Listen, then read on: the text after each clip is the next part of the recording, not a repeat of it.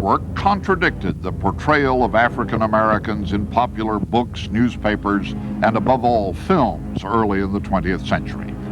Such movies as D.W. Griffith's Birth of a Nation presented a wildly distorted view of the Reconstruction period. That was a kind of classic interpretation of Southern history from the Southerners' point of view that became so indelibly imprinted on the nation as a whole that it remains that position really almost down to the very present time.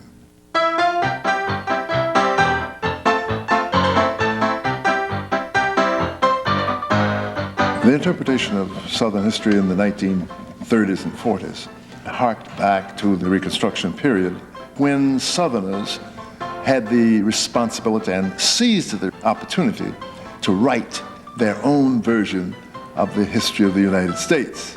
I rejected that point of view out of hand, and I argue for a revision of that history from the very beginning.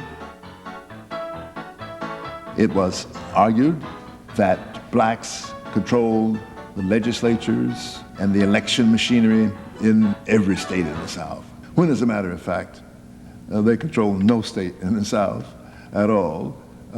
They were in the majority of the legislature, and for a short period of time, only in South Carolina and Mississippi.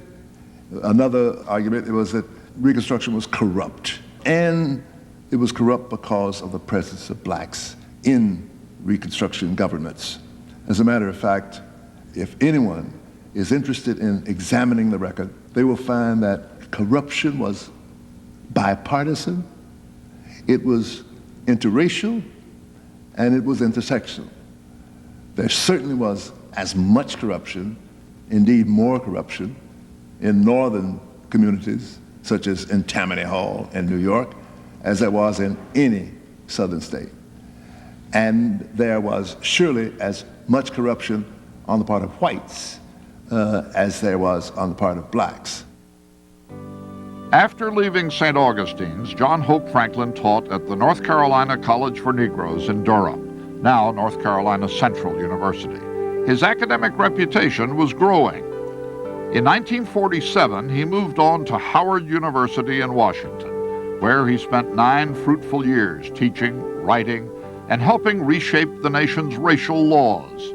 Howard was considered the leading black university in the United States, home to many distinguished scholars. It was still rare in those days for a black professor to find a position in a predominantly white university, even in the North.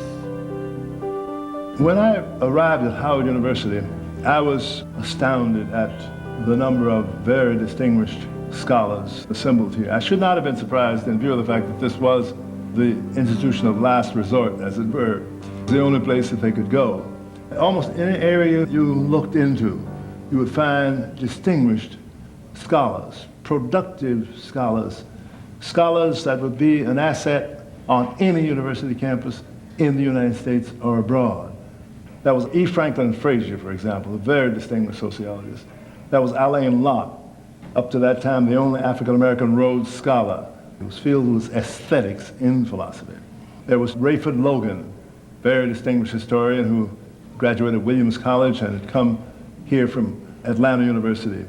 There was Charles Drew, the great hematologist and surgeon who had done so much to develop the blood plasma during World War II.